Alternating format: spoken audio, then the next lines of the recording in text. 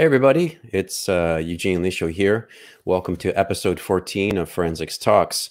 Getting down to it near the end, and just got one more that we're going to be doing next week. I have just a couple of quick things to discuss before we get to our guests here. And the first one is that I'm running a research study on single bullet impacts and metal panels. And if you get an opportunity and you can help out, please join in the study. Really, all you have to do is just go to my website. It's ai2-3d.com. If you go to the research page, there'll be a drop down, and then you go to the research section, you'll see it. And then there's a little form you fill out the form, I'll get the email, and in a few days, I'm going to be sending you a video, and it's a tutorial video on single bullet impacts and how you mark them, stuff like that. You'll get the whole picture. The second thing is that there's going to be a Faro virtual conference next week. So December 9th and 10th, it's free. So, hey, if you're into 3D technologies, laser scanners, and documentation, just go ahead, and this is the link down here. You can go to psftechsummit.com. You can register, and it's a 24-hour rotating set of presentations. So it's going to hit your time zone. They're going to be recorded, and you should be able to follow up on that. Okay, so let's get started here. And the next thing that I want to do is, before I get to our guest, who is Ragnar Jónsson. He is from Iceland, and if you've never been to Iceland, I think it might be helpful to actually talk a little bit about the country, because I think it sets the stage for a lot that comes out of Iceland, like film and the television series and music, and even in make you understand a little bit more about Ragnar's work. And so let me do this quickly here. And we're going to talk about the lovely little country, Iceland, that I was able to visit actually in the summer of 2019. So it's a very small country in the sense of a very small population. It has about 357,000 people, and it's the most sparsely populated country in Europe. Reykjavik is the capital, and it has a population of about 130,000 people. But when you consider the greater Reykjavik area, it contains about 2/3 of the country's population. So it's a republic that was established in May 1944, and the language is Íslenska. It's Icelandic. It's a North Germanic language, and for English speakers, it's rather complicated. Trust me, I've been practicing in my kitchen and walking around trying to say some of the words here. So I'm hoping I'm going to impress Ragnar and some of the Icelandic speakers today. We'll see. It's spoken by about 8,000 people in Denmark, about 5,000 people in the US, and greater than about 1,400 people in Canada. And there's an interesting connection between Canada and Iceland, in that in the 1880s, there was a number of settlers, Icelandic settlers, that came to Canada, and they went to a place called Gimli, Manitoba, and that's often referred to as New Iceland. So I thought that was kind of interesting. In geological time, Iceland is actually quite young. It's a young formation, and it has about 130 volcanoes, 30 of which are active, and two of them that I'll talk about. One is the volcano Laki. In 1783 to 1784, it caused a famine that killed about a quarter of the island's population, and basically all the volcanic dust and everything else that settled pretty much poisoned the soil, and so it was quite devastating. In 2010, there is another volcano, and this one is called Eyjafjallajökull, and it's in the South Island. It erupted for the first time since 1821. I don't believe anyone was killed, but it forced about 600 people to flee their homes, and it caused massive problems in Europe, because I think of it as when a volcano, or when Iceland sneezes, the rest of Europe feels it with all the volcanic dust and everything else. In terms of the landscape, I can't say enough about Iceland being just an absolutely beautiful country, wide open expanses, beautiful land, but no dense forest or anything. It's actually kind of interesting when you're driving, you see a cluster of trees. It's like, well, I guess that's their forest, not what I'm used to here in Canada. But outside of Reykjavik, there's a lot of small towns and villages, and so this is kind of interesting from CSI perspective or whatever, that you're quite possibly going to get outside of the city into very, very remote places where things may be happening. And so keep this in mind for our discussion when we talk about our, the forensics work that that is being done by Ragnar. Now, with respect to Ragnar himself, we first met in, I believe it was in Tacoma in 2018. There was a Association of Crime Scene Reconstruction, and that's the first time I can remember seeing Ragnar. He works as a bloodstain pattern specialist with the Reykjavik Metropolitan Police. He's been part of the CSI unit since 2001. But he's been a police officer and a detective since 1990. The cool thing we're going to be talking about today is that he's been a consultant on films and CSI shows, and he's even made appearances in some of the TV series. So on that note, I'm bringing Ragnar in here. Ragnar, hello, how are you? Hi. Hey there. Thank you for being here today.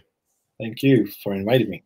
Well, I think I'm going to have my largest audience of Icelandic viewers today, which is pretty rare. So I think I should say velkomin and gott kvöld. I think that's Thank you. All right.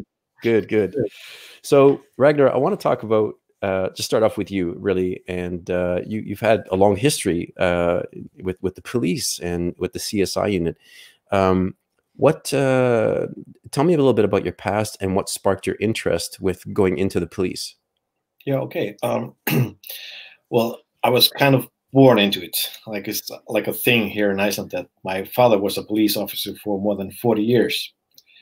And when I kind of grew up, high school years and so on, we were allowed to take like a summer job. So back in 1990, he said, I think it would do you good to just try the police stuff, see the other side of the society. And I did that. Maybe he was a little bit worried that I was having too much of a party time. But I enlisted in May 1990 and just somehow just fell in love with the job. You never know what each day will bring, being in a patrol car, that might be an accident or CPR, whatever. So it was great I was doing a lot of sports back then also. So I really enjoyed it. That even helped. I could run after a burglar, pretty soon. So, yeah. And afterwards, after that first summer, I enlisted to the police academy. That was back in 1991, and spent 6 years on the street, on the beat, and became quite a young detective in 1997. So, and started with thefts and robberies and stuff like that. But the year after, I got into a division that was dealing with crimes against humans, bodies, rape, death scenes, so on. And after 2.5 years there, some chiefs noticed that I was kind of doing good work, being very precise. And I got a call one day that early 2001 that from the CSI unit, which is, they were my heroes, said, hey, would you like to join us? And I said, okay, that's a big step, a lot of shifts and a lot of things to study. And I said, let me think about it, because I liked the place where I was as a detective. And I took a couple of steps. I said, wait a minute, Ragnar, what are you thinking? I turned back, knocked on the door and said, hey, I'll accept it. And that same summer, I went to IPTM in Jacksonville, Florida. And it was called a homicide course, but it was actually death and injury course, 40 hours. And on a Wednesday morning, there came a gentleman from NCIS.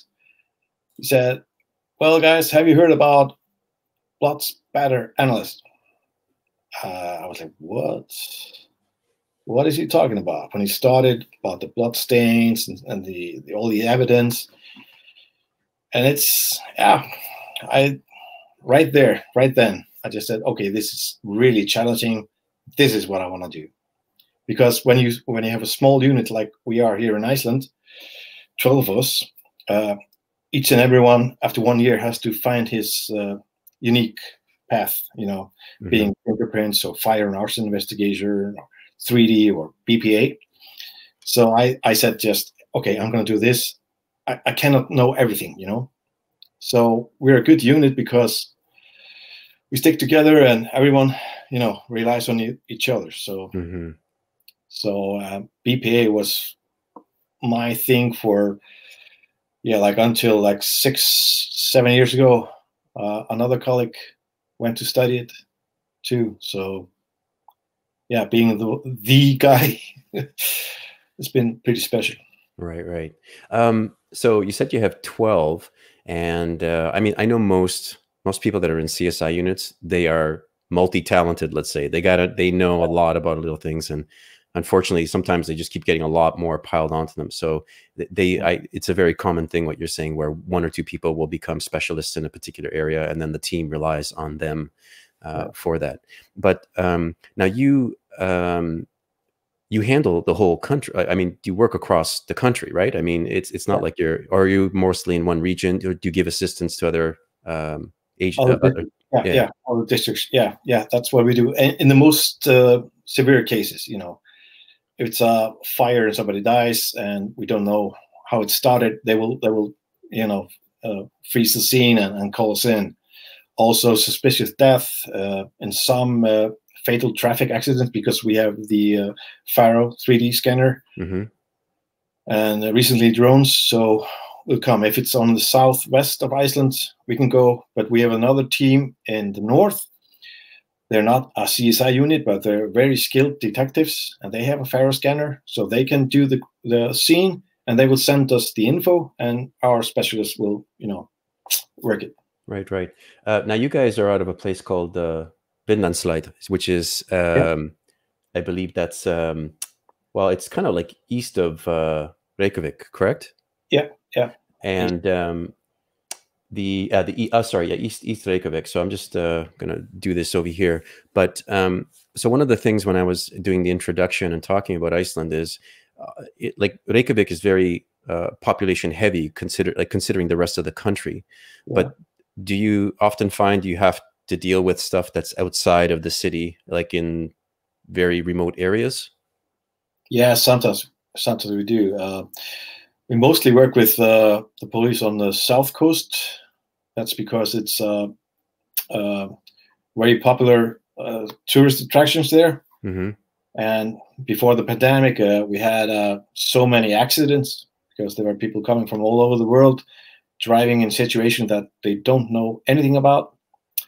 And it made a lot of work for us. I mean, every week we were sending 2 guys from our unit to the south coast with the 3D scanner and so on. And in other places, remote places, yes. And it's difficult, especially during the wintertime, when you it's either to drive for 6 or 7 hours or take an airplane and then hire a car. So that's pretty much challenging.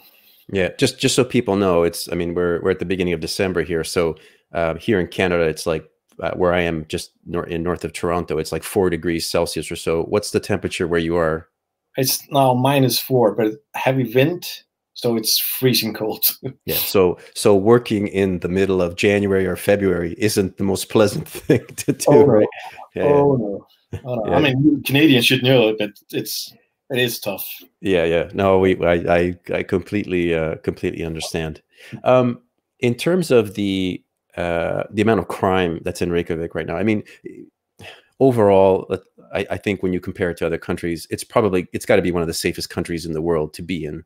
And I think just my own experience being in Reykjavik, I mean, the people were just fantastic. They were very friendly, very open to tourists, and everybody that was there. I think even the tourists themselves, just there's something about the open space and the natural beauty that's there, just kind of lets you kind of relax a bit. Nobody's uptight. People are kind of relaxed. But there are, especially now, maybe with COVID, I mean, you may be seeing domestic violence, or you may be seeing some other things. What kind of things typically present themselves to you in Reykjavik? Yeah, like you said, we are very friendly, and I think we are on top 10 list of the safest countries in the world.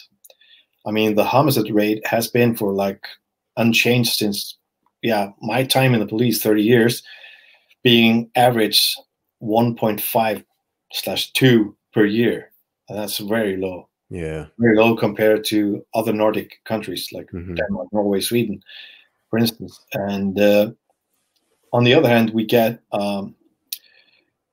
we have 3 months that is almost like total darkness. You have like 4 hours of sunlight, and it's in the northwest especially. And you have depression, and there's alcohol consumption problem too with the Nordic countries, I think. And so we have, sadly, I would say for a population of 350 or 360,000 people, having approximately 40 suicides a year is for me way too much. And sadly, also this pandemic thing, we've seen a really high raise in domestic violence, drinking and problems, and so on. And yeah, I think it's common with our, I don't know, at least European countries. We're seeing similar numbers. Yeah, no, I definitely here. I think everybody in the world is facing the same thing right now. I know most of the colleagues that I have in CSI units all over the U.S. and other places are saying the same message, that it's tough right now because people are locked in together that maybe shouldn't be together for all day long. We need some space from each other a little bit. So yeah, it's causing a little bit of problems. But yeah, that makes total sense. Now, are you originally from? Your family is originally from where exactly?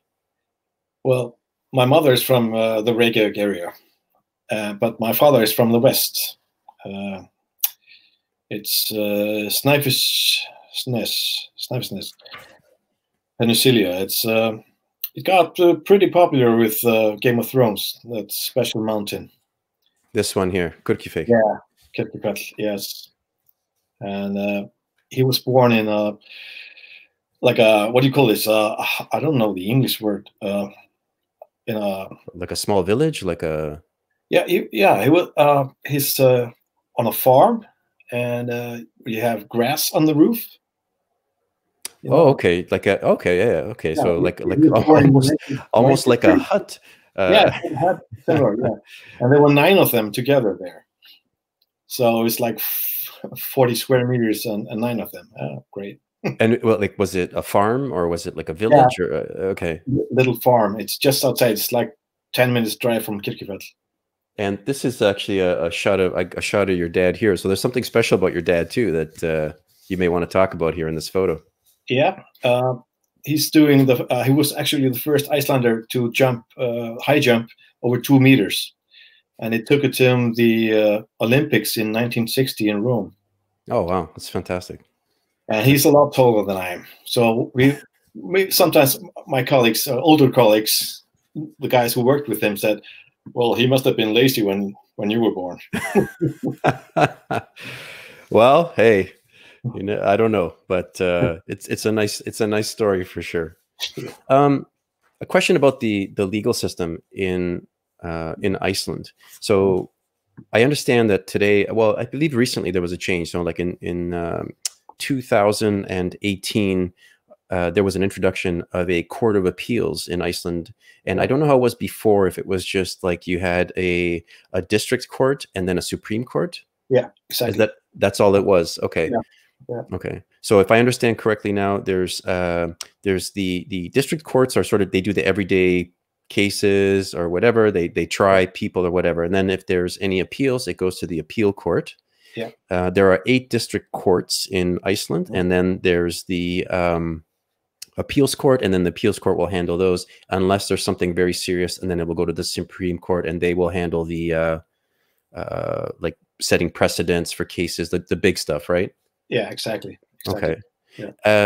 And then what about the, like, what's the structure of the prosecutors? Like the way, like, can you explain the relationship between the director of public prosecution, and then there's commissioners of police. There's what's the structure there? I think it's each unit, each police unit, like the 8 districts, they handle the cases themselves, unless it's a very severe case. Then it goes to district DA. I think it's stationed here in the Reykjavik area, and the most severe cases go to the highest level. So basically the district commissioner of police does all the evidence gathering, hands-on, and then the person who's trying the case is going to be the district DA or the district prosecutor. But they're both what's the word regulated by the director of public prosecution. That's the higher sort of level or whatever. Okay. And was there a reason for the change? Like, was there an issue that was happening? I heard once that, and I don't know if this is part of the issue, but I heard once that sometimes criminals in Iceland, the court system is very slow, that it takes a very long time. I don't know if there's any truth to that or if that's helped. Yeah, it was a problem. And we had too many cases. We've gone through periods that a lot of experienced detectives were just quitting the police, and there were new people in-house training and so on and so on. So you got just loads of cases, also with the district attorney. So they had to, make this new system. I think it's working. I think it's good. I think it's working better. Okay. And so how often, do you get to court a couple times a year, or is it more than that? Or it's a couple of times a year. A couple of times a year. Okay. And that sort of thing. Does Iceland have any issues with, you mentioned alcohol before, but what about things like drugs and gangs and stuff like that?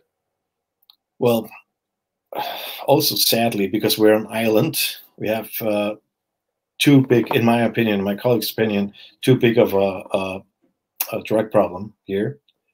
Mostly is with the younger people, cannabis, and we're seeing a high rise of amphetamines, methamphetamines, ecstasy, cocaine for those who can afford it. And but gangs, I'm not a specialist in that one, but that area, but they are here, I know, but they are not as big as in like Denmark or Sweden or Norway. It's interesting because Reykjavik, I hear people saying, like, in Reykjavik, 300 and whatever, 130,000 people in the center, let's say, in the core. So, a lot of people. It's not like you're going to, you might see somebody that, I never seen that person before. Maybe it's a tourist, but there's a lot of people you're going to see on a regular basis, right? Yeah. So I imagine, news is going to travel if something's going on. I don't know. Does that help the police at all? Like, is it easier to kind of find stuff out? Yeah, I think also with the social media, and also the Icelandic police very early, a couple of years ago, reached out and had their own, like website on social media, Facebook and so on. And yeah, I think it's a case that where all of us, police and public, want to keep it as safe as possible. So we work together. And if it's an Icelandic criminal, we know most of them. Yeah. Okay, they're known. We will know tomorrow. So. Yeah. Oh, that's for sure. I heard a statistic once, and I don't remember the exact number, but it was something like Iceland. The people of Iceland are very well connected to the internet. It's something like 95. It's in the mid to high 90s. Yeah. It's enormous. Yeah, for across the country, which is really interesting. And the police are armed, unarmed. How does it work there? Unarmed. The ones who are doing the beat, walking the street, in the patrol cars, they are unarmed. But in some special cars, we do have weapons, Glocks. And if the call comes and it's man with a knife, they will have to call in, get a code, and arm themselves. And then we have a SWAT team also here, and usually they have 2 patrol cars 24 hours. So they will probably call in to say, okay, we'll put on arms and be there also. But so did I understand right? So for example, you call in and then you get a code. Yeah. And the code is to unlock. Yeah, a safe in the back. Wow. Wow, that's interesting. That's an interesting model, for sure. I'm not sure how that would work in other places, but yeah, maybe not so well. What can you tell me about? Actually, so I know you presented at the IABPA virtual conference not very long ago, and you presented an interesting case. And I wanted to ask you, what is probably one of the most one of the cases that really sticks with you, and maybe that's the one. And if it is, can you say something about or tell us about the case a little bit?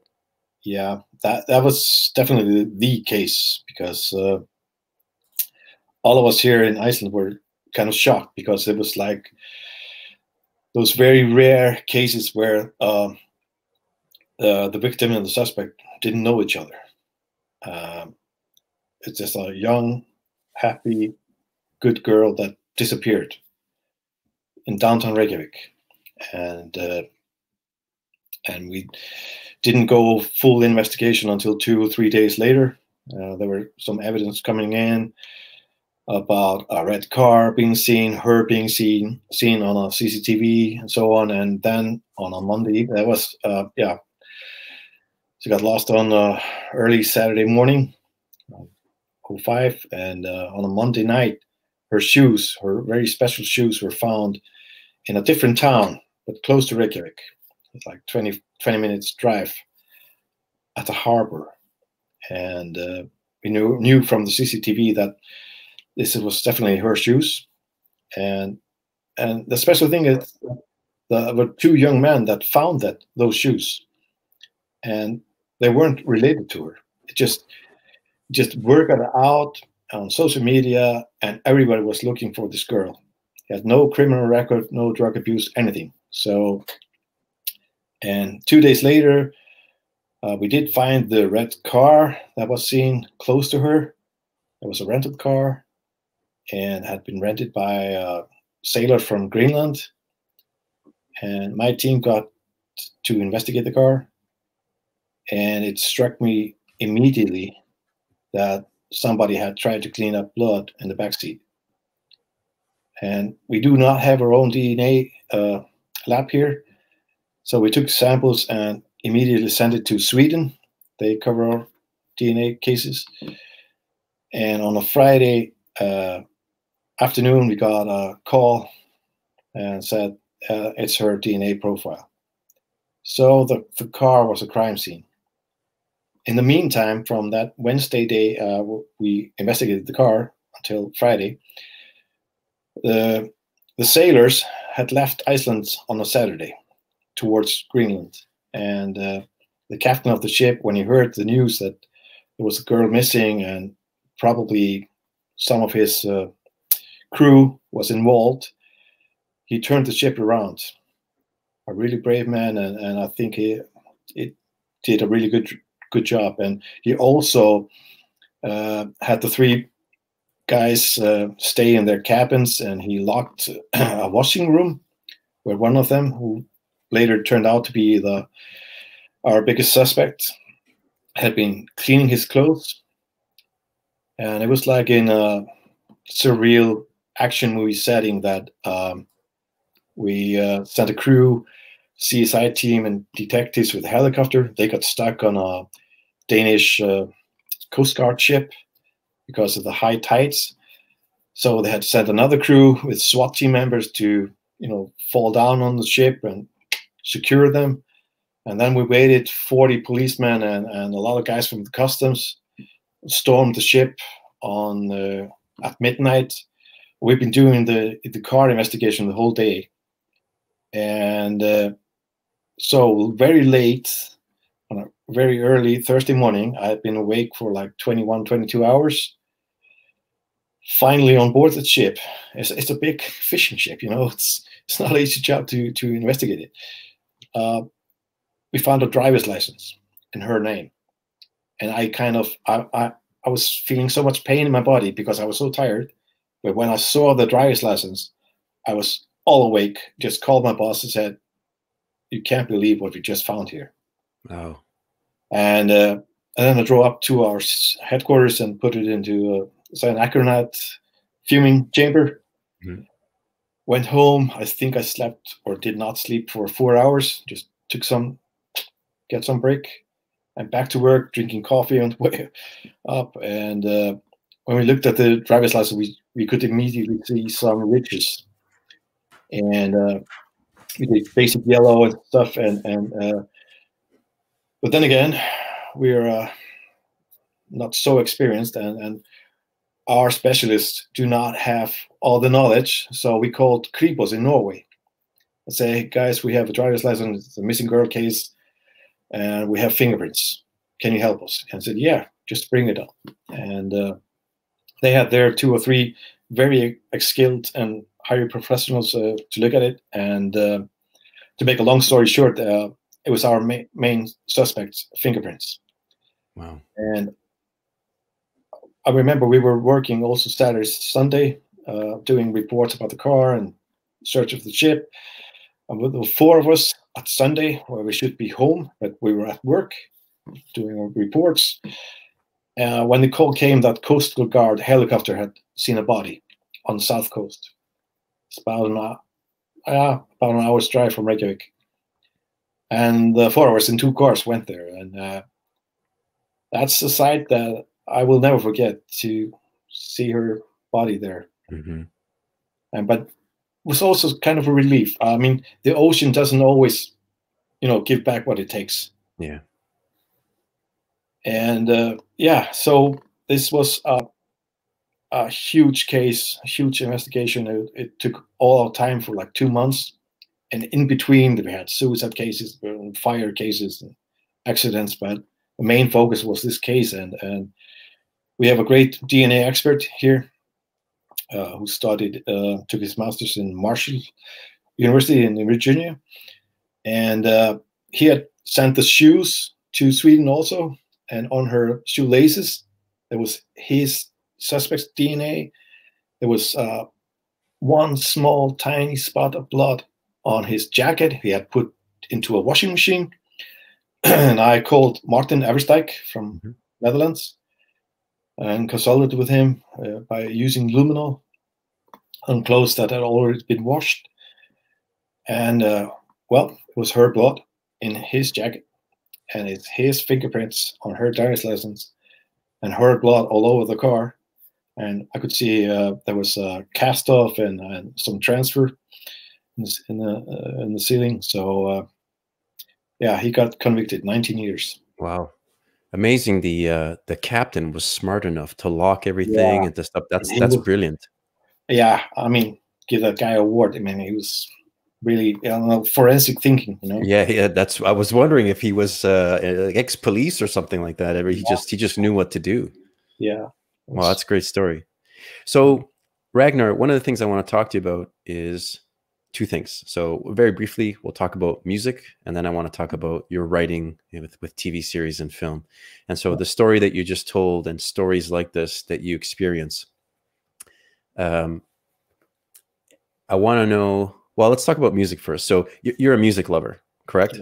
Yeah. And I know that you like Rush, which is a famous Canadian band, right? Okay. So we have something very much in common. So what's one of your most favorite Rush songs? Whoa, songs! Wow. I wonder if you like the older stuff, probably, or yeah. No? I got introduced to them. I was like 12 years old, and I had a drummer friend, 3 years older than I am. Said, "Ragnar," because I was into heavy rock, I like Deep Purple and stuff like that. And he said, "Okay, you have to hear this band. It's called Rush." I said, "What? Rush? Who are they?" It just sit down and listen. Put on the album 2112. Temple of Syrinx, and the drumming and the power, and then later, of course, the lyrics of Neil Peart. I just fell in love with them, and I bought the 2112, and immediately afterwards about Moving Pictures, one of my favorite albums ever. So yeah, Tom Sawyer. I mean, yeah. I have a memory of a friend of mine had one of those, you know, the old record players that fold into like a suitcase. It was Yeah, like one of those. So he'd yeah. bring it outside, and we'd sit out on his porch or whatever, and he'd open it up, and we'd put the record on and listen to it. And we'd be like, you know, all the kids standing around listen to this music. It was pretty interesting. And after Neil passed away this January, I mean, He this did, yeah. horrible year. I mean, like an adult, you know, 51 years old, I was like having, you know, sitting alone, having tears. I lost my childhood idol there. Yeah. Because his music and his words, his lyrics, and probably my most favorite song is "Time Stands Still." I would get. Yeah, they were, you know what? They were a very sincere band. These are like, whenever I see them, I'm like, these three guys, these are guys you could walk up to, you could talk to. I think Geddy Lee doesn't live very far from where I am here, but they're very casual. Neil Peart was a really quiet kind of guy. He liked to, you probably know, he liked motorcycles. He liked to get dropped off about, you know, 100 miles before a show, and he'd just take his bike and go there. But very intelligent, and super talented. And if you think of all these bands that were like that stuck together like over the years, right? Like they did a fantastic job, and yeah, it's unfortunate, but you know, it's not everybody's Keith Richards that could. yeah, I know, it's crazy. Now Iceland also has some really interesting bands like Sigur Rós. And even Björk, and Björk, if you don't like her, or you don't like her, whatever, I have to be honest. I listened to some of her music in the '90s and that sort of thing. But one of the things that really came through for me, especially with Sigur Rós, is the music and the expanse of their music. Whenever even their videos, I mean, they really bring out a lot of images of Iceland and the space and the land and everything else. And even Björk, I remember some interviews with her where she talks about how the environment influenced her, and how she would walk to school in the morning, and she would sing differently in the outdoors, and so that helped to train her voice differently too. So I thought that was kind of interesting. And you also, so you play, right? Like you play, you're a keyboard player. Yeah, I play keyboards. It's like really soothing, like coming back home from maybe a difficult case. It might be let's say a child death. It strikes you as a parent, as a human being, and so not to take the work back home, I would go into my garage, headphones on or something, and just play for 20-30 minutes, and I'm good to go again. Yeah, it's soothing. It's soothing, really. Well, I think it's a nice way to release and a nice way to relax. Maybe some people, it's sports or it's a physical exertion that helps, but also I think having that that mental release of creativity or whatever can be really helpful. For anyone, for kids, for adults, whatever it might be. And it was for me growing up. I was I played when I was younger too. My dad was up until he was like 30 something. He was an opera singer. So until my mom said you got to get a real job. So so music is sort of in my family. My brother's still involved with music, that sort of thing. So I understand about that release. And do you write? Did you write your own songs or your own music? And or kind of, I haven't published anything, but like so many artists say that when you go through some kind of pain, your best ideas will come. And that's what my experience, that if I'm like kind of sad or feeling low, that I can make my most beautiful melodies. They just come out, just pop out. And is that the same thing with the writing? Yeah, true. It's quite the same. And I would like to mention our most beloved artist today is Hildur Guðnadóttir. She won a Grammy, an Oscar for the score of the movie The Joker. Oh, okay. And she also wrote the score for Chernobyl. And her music is magnificent. So this. Okay, I'm not familiar with her. I mean, I've watched the Joker movie, so if I go back, I could probably hear her. Really tense, how she, because a fantastic movie. But she did a really, really good job. I always get goosebumps when I watch the scenes. Well, that's like me. I like, for example, I know some of the Sigur Rós music. For me, it's very theatrical, big, or whatever. So you have to, you know, it's not just a cat. Like if you you got to sit down and be driving almost alone, and to really experience the music or whatever. And then it gets, you know, it's pretty big. And it's like being inspired by Iceland. You know, when you drive around, and if you're an artist, a photographer, musician, whatever, you cannot help but being inspired. So when did you first start writing? When did you first get the idea, like, you know what, I'm gonna take these, you know, the stuff that I've learned on scene. I can't imagine you at a crime scene going, wait a second, I got an idea, and then writing down or whatever. Hold on, it's like, this is a good idea for a story. But I mean, when was the first time you did something, or what prompted you to do that? 18 years ago, I wrote in a Nordic series, true crime, 2 stories, actually 2 years between them. And 5 years ago, I got approached by a skilled writer, script writer, and he said, you know, this story of yours might turn out to be a really good a TV series. I said, really? Okay. And we start, you know, talking, and well, at least to make a long story short, after that, I did some work. I put down some ideas, and until recently, last year, I started working with an actress called Aldís Ama Hamilton, and I said, okay, I was doing some training and advice for a TV series she was starring in, and I said, you know, I have an idea. And she said, okay. Yeah, we took a coffee, and then she said, how about if your main character was a female officer, not a male officer? I said, okay, yeah, but you will have to help me because I don't think like a woman. I'm not going to even try, you know, all the things you're going through and so on. And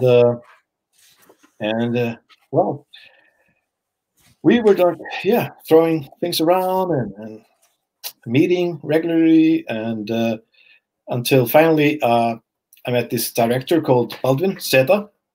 He's done Live in a Fishbowl and Let Me Fall, movies that have been shown, I know, at least in a festival in Canada. And we approached him and said, hey, we have an idea. We're going to kill tourists in Iceland. And where did I get that idea from? So, he said, yeah, guys, you got something there. And it's been a beautiful journey.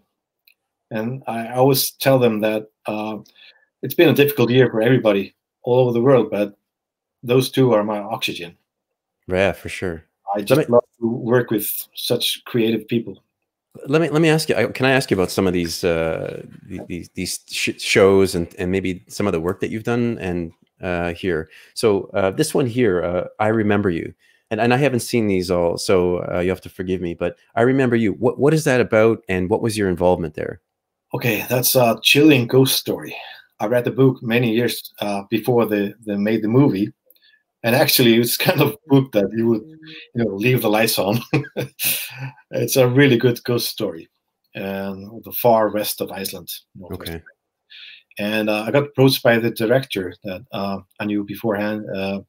We both support the same football club in England, and well, we knew each other. And he said, "Raggy, we have some, not some, but a lot of police scenes." Both kind of CSI related and some other stuff. Would you be able to, or do you want to read it for me and pick out what's right and what's wrong? I said, yeah, sure. So that was my first paid advice role. And it turned out pretty good film. I was quite satisfied with that. And the Valhalla Murders is where I met Aldís, and doing some training with her and Nina Duck, the main character. Now on the Valhalla Murders, Aldis was also writing, or what was she No, doing? no, just actress. She's acting in that. Okay. Yeah, and also the company True North, they approached me too and said, okay, we have 3 or 4 writers here. Would you be able to go through each episode and point out what we're doing right, what might work better, and so on? And I really enjoyed it. I mean, I reached each episode like 3 or 4 times and taking notes, and some also I learned that some of the real things we do you cannot put on. You know, you have to have some artistic freedom because there might not be any excitement in what we do. Yeah, I can see that. I can understand how that could happen too. Actually, so for those of you that don't know, the Valhalla Murders you can get on Netflix. Actually, I did watch that very quickly before I spoke to you, whatever. So it's very well shot. There's some great scenes, beautiful scenery. Again, yeah, it's fairly well done. And they're in. Sorry, was it they in the second season or first or second? This is the first. It's the first season that they've done, right? So are they, and they're working on the second season or no? I hope so. I haven't heard the news, but hopefully, yeah.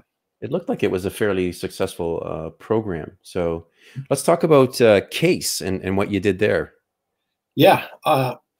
Also, it's my co-writer and now future director for Black Sands, Baldwin Seda. And we had met some years earlier.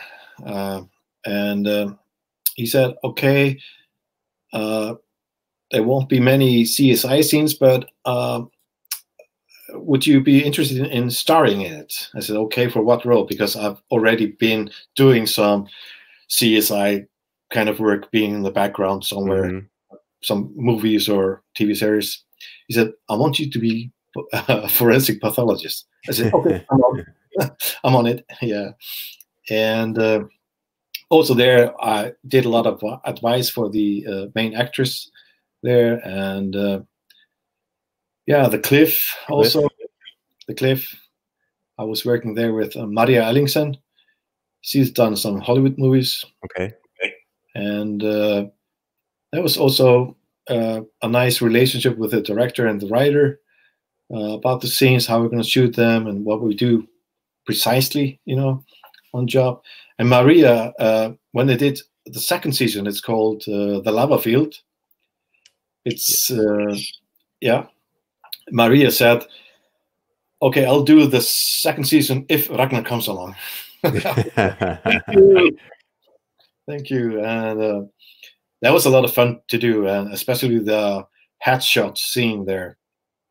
When I got to know the set designer and the special effects guys, he said, how does person look like that's been shot? And I said, do you really want to know? Really? Okay, we're gonna make a lot of blood here. So is that, so this here in this picture that we're seeing, what happened here then? There was this guy there, what do you call it? They were threatening him, and the shot accidentally fires off and goes through his head. And they staged it, made it look like a suicide. Okay. But a CSI person would see that in not so long time. That's pretty. That could be a fun day for me. I could tell you that if you're making bloodstains like that. Yeah.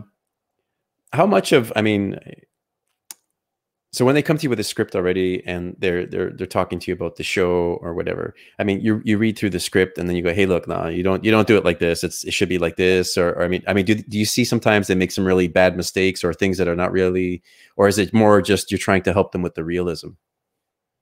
Yeah, sometimes I see something. If I had hair, I remember 2 years ago I was reading a script. I said, if I had hair, I had already been just pulling it. But, so I was like, guys, we're in Iceland. We are not in America. We do not carry guns and we do not break down doors and shout or shoot. Please, So yeah, once in a while. But mostly it's. I'm so happy that and glad that is what do you call this? They really want to do. I mean, the writers and the directors, they want to make it as real as possible, because on Internet Movie Database you will be slaughtered if you're not correct, by bad reviews. Mm-hmm. And this one here, Trapped, the first season, there were so many nice shots and many nice things done there. Might not be the most accurate one, but it got pretty popular, I think. What's Trapped about? What's the story behind there? There was body parts found in the ocean. Nobody knew who the dead person was, and maybe in these Icelandic circumstances that you could actually be trapped. You have avalanche, and there will be no flight, no boats, no police assistance, no CSI team. It's just you and your colleagues. You have to manage. So yeah, I would definitely take a look at this series. Okay, let's talk about Sportu Standard, because that's the big one for you. So what can you tell me about what's going on with this? When did you first get involved, and where's it going? Yeah, like I said, it was like when we're doing the training, meeting with Aldis Hamilton, that had this idea about somebody killing tourists in Iceland and making it look like accidents, because I've been to so many accidents there. And sometimes you wonder, okay, did he fall or was he pushed? So it's kind of the basic part of it. And we teamed up with Baldwin Seda, and played a lot. And we've done some changes now in the second and third stage of the script. And it will go into production or shooting, as I say, in April 21. So hopefully next autumn, 2021, hopefully November, December, in 1 year, it will premiere. And I know that they have already made a deal with a British company and a Belgian company, I think, also, to distribute it and so on. Yep.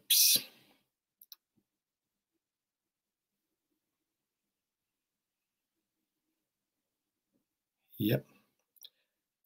There have been some series and stuff. So, and there's another one that maybe in 2 weeks' time I can, or I'm allowed to talk about. That's another TV project or TV series.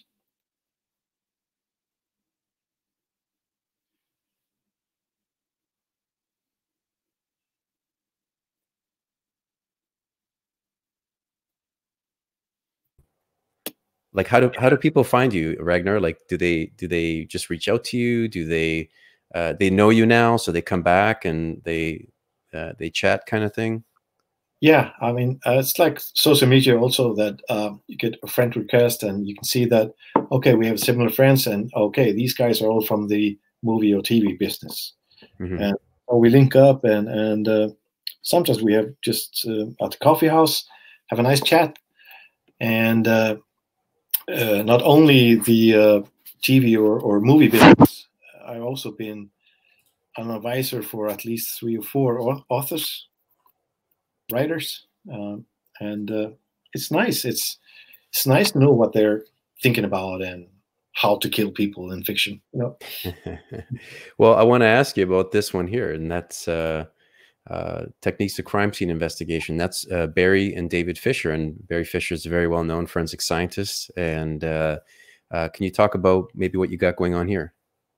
Yeah, like when we first met in Tacoma, 2018, Barry was there, and later that summer, he visited Iceland with his son David, and I was so thrilled because, I mean, was trying not to get starstruck, This is Barry Fisher, and he's here in Iceland visiting our unit. And with our chat there, we spoke about, he saw some posters on the wall at my unit, and he said, okay, what's this about? I said, this is the first BPA case that we did a crime scene reconstruction, only dealing with the BPA evidence. And it went to the Supreme Court, and the guy got 16 years in prison for that. And he just thought, okay, that's well done, little Iceland. Mm-hmm. And actually, this is the first case that the BPA went to Supreme Court, and they, said, okay, Ragnar, you have enough education experience to be qualified. So a case that it's close to my heart, because we also had a Swedish expert coming over to Iceland to do his second opinion. Mm-hmm. And that was Mats Heck, the Swedish police, recently retired. And he had 18 years of experience, considering my 6 years of BPA work back then. Mm-hmm. So I was so glad that we couldn't even talk, even though we knew each other, but we were not allowed to talk. He had to do his independent work. It's not until afterwards, and I got his report translated, that he said there was nothing in my report that he finds any contradiction. So it was really, really good. And also that, like I told Barry and David, that the BPA in the Nordic, we meet every month. We have a phone conversation, or like kind of Teams meeting, Mm-hmm. Every month we talk together about cases and how we can take it further, more education, going to Europe or America for conferences. And every second year we have our own, training session, and we switch the countries. Right. This year was supposed to be Norway, but we'll move it on to 21, and then it will be, I think, Sweden and then Iceland. And it's a nice group. I've been with that group since 2004. Okay, is that like Hakan Larsson, Jimmy Bregren? Well, it used to be Jason, I think, Melstrom. Yeah, a lot of those, mostly the BPA guys. Yeah. Okay. Ah, great. Marlena, who did the presentation in Paris of the submarine case. Yeah, that was a great, Marlene. Yeah, she did a great job on that. That was really super interesting. Yeah, super interesting case.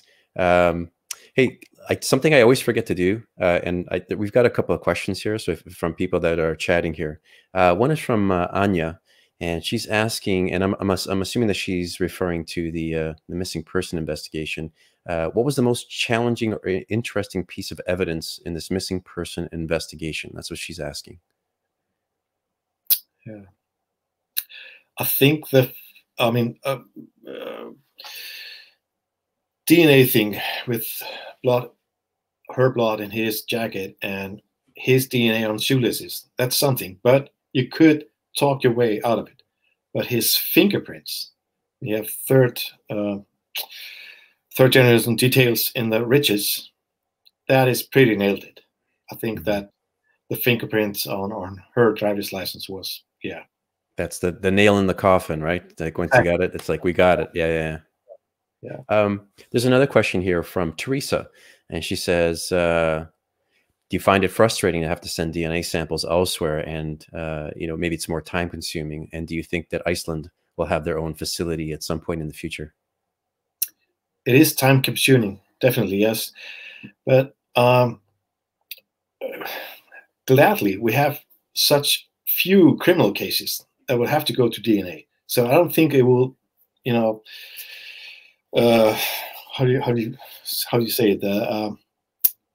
We cannot have a big lab here. We do have the technology and the company and so on, but they don't have the ISO standards to do criminal DNA. And I think it's also good for us to say, okay, the Swedes are doing this, not us. So it kind of leaves us that we'll send the evidence and they bring back the results. Yeah, and it works, right? It seems like it works, right? Yeah. Well, one good thing I think about your situation, and I know in other countries, for example, where crime is not that high, you can do a proper and thorough investigation. Because if you're in Mexico City or you're in Sao Paulo, Brazil, the police walk up, they grab their phone and they go click, click, click, click, click, and they've got to get on to the next thing. There's always a lot of pressure for the next case, or whatever is the hot topic or the hot case at the moment. So that's, yeah, that it's good at least that you can take time to actually do a proper investigation. I think that's super important too when something does happen. Let's see here if there's going to be any more. If any more pop up, I'll have a look. But so let me ask you. So I mean, Svartu Sandor is next. That's big for you or whatever. And you gave a hint of something else. But where would you like to be in the future? Like, you know, what's your plans for the future? You know, is writing, acting? What is it that you'd like to do going forward? Writing, definitely. Yeah. Writing and hopefully teaching, because at the moment we're only two with this BPA knowledge, and hopefully I can be allowed to teach future police officers or detectives about the world of BPA.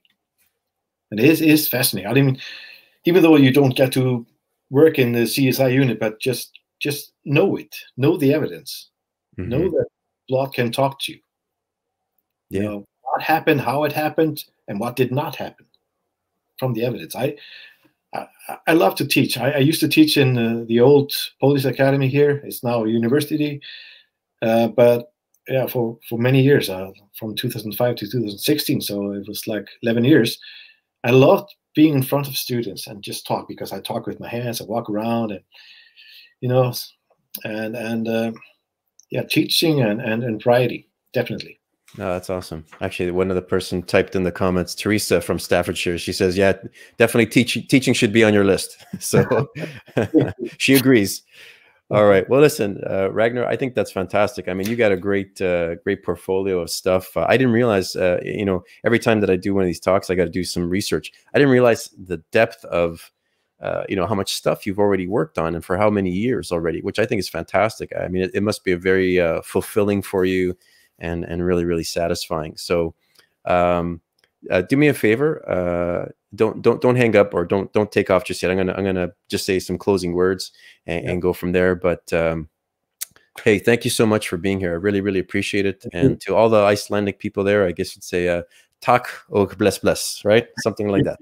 Okay, good. All right, Ragnar. Thanks a lot, and we'll chat soon again. Okay. Thank you. Thank you. All right, folks, that wraps it up. That's number 14. Episode 15, next week, I'm going to have Celestina Rossi, who's the president of the IABPA, the International Association of Bloodstain Pattern Analysts. And we're going to be talking about her work as a crime scene investigator. We're going to be talking about bloodstain pattern analysis and a whole bunch of other things like cases. So make sure you're here next week, Thursday at 2 p.m. Thank you so much to everybody for being here. Bye-bye from Canada, and goodbye to all the Icelandic visitors today. Thank you. Bye-bye.